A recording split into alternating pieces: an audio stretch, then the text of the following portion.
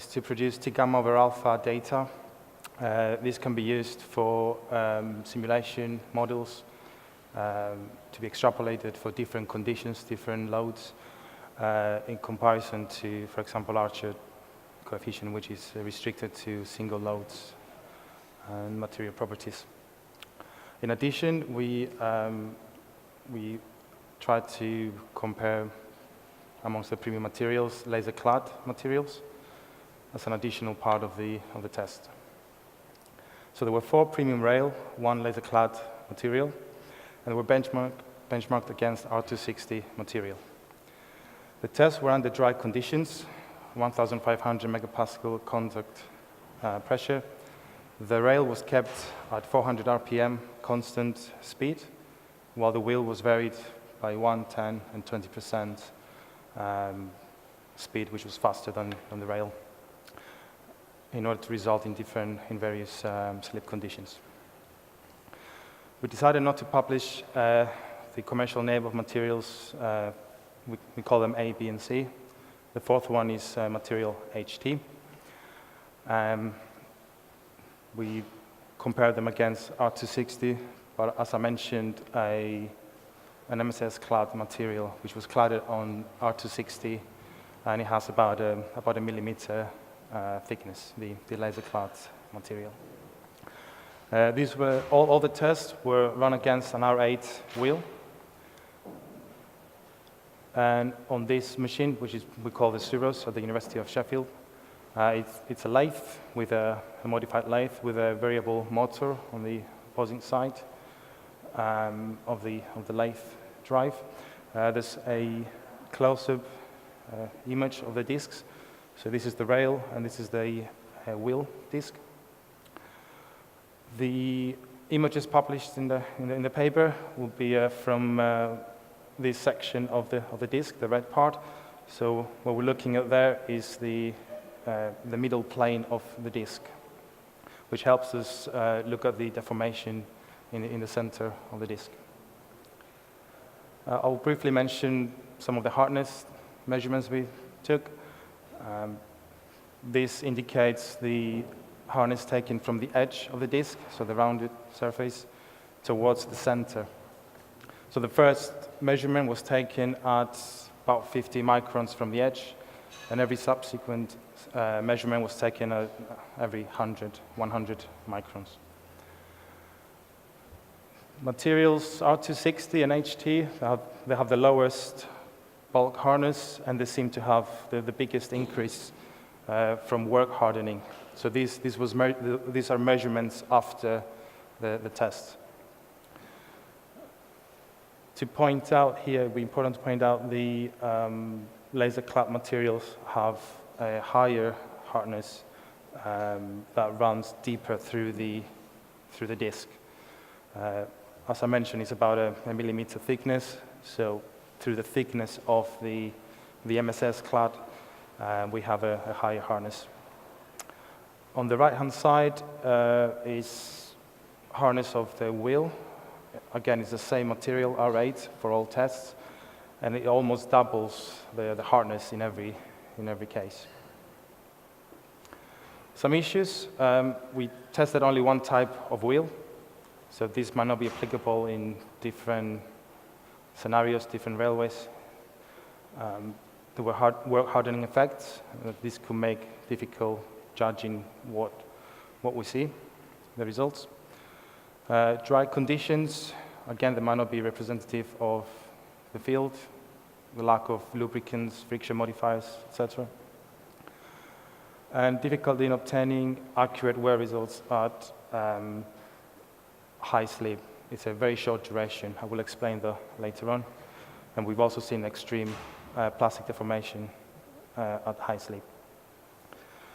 So we tried to produce a range of sleep ratios. We use commercial materials as well as new materials like laser clad, and tried to provide hardness through the thickness to accompany this data in order to select materials for different applications.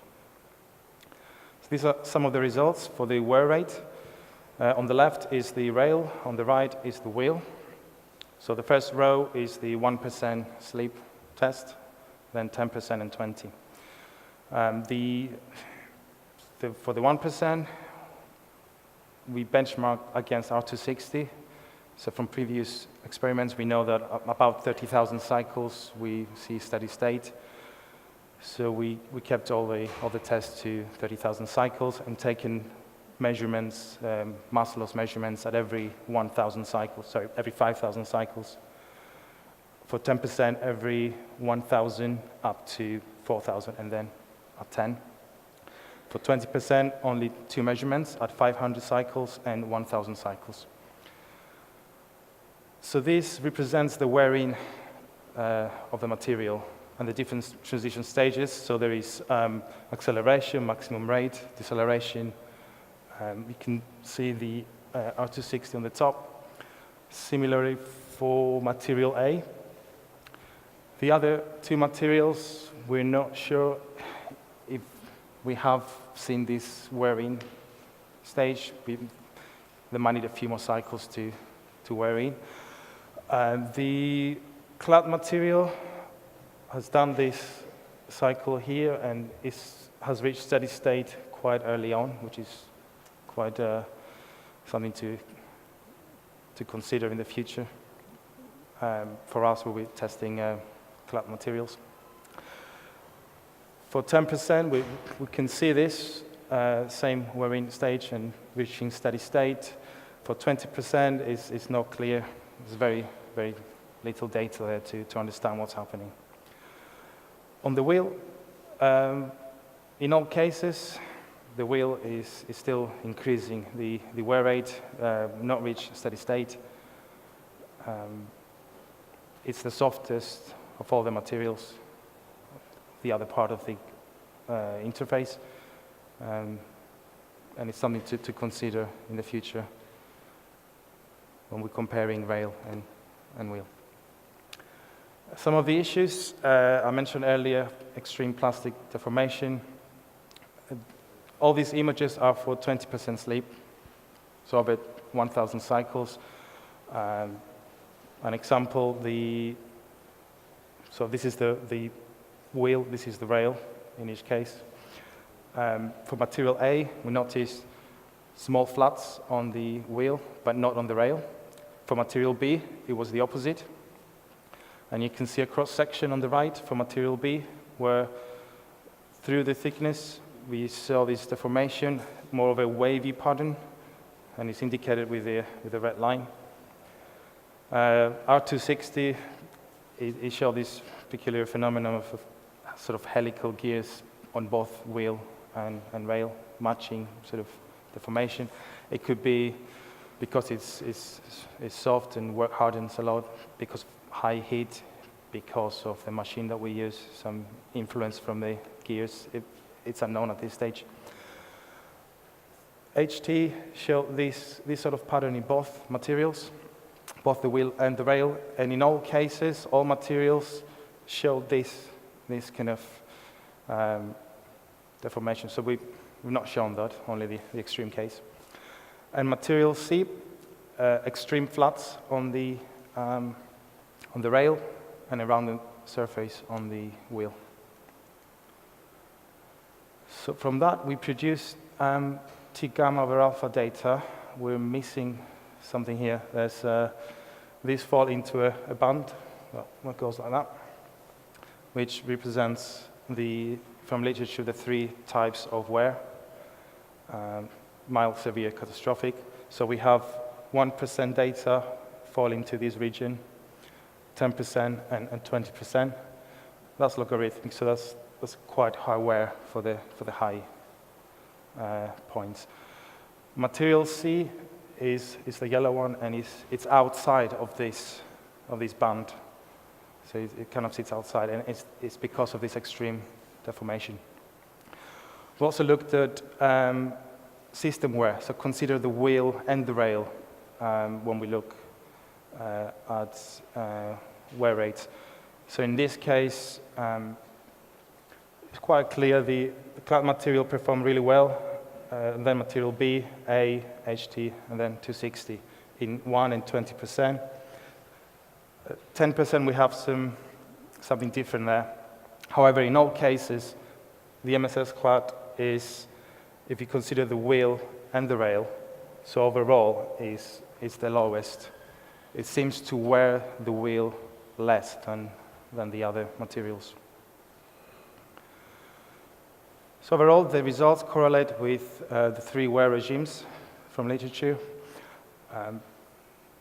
At low sleep, the results can be inconclusive because of the low mass loss.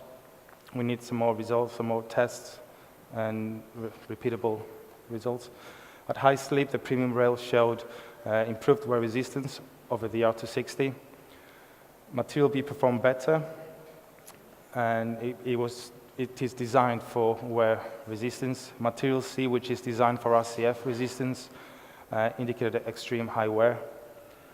And the laser clad performed better when we consider a system wear, the wheel and the rail. And finally, we made an effort to test 100% sleep. So we locked the rail, and you can see there's extreme wear, extreme deformation locally on the rail. We're trying to push the boundaries towards, maybe to extend type 3, it might be a type 4 wear regime, depending on the slope of the wear. Having a continuous monitoring system, because of the short duration of the test, it will be really useful to capture the wear and understand what's happening. So I'd like to thank my colleagues for their help on this project, and thank you. Yeah.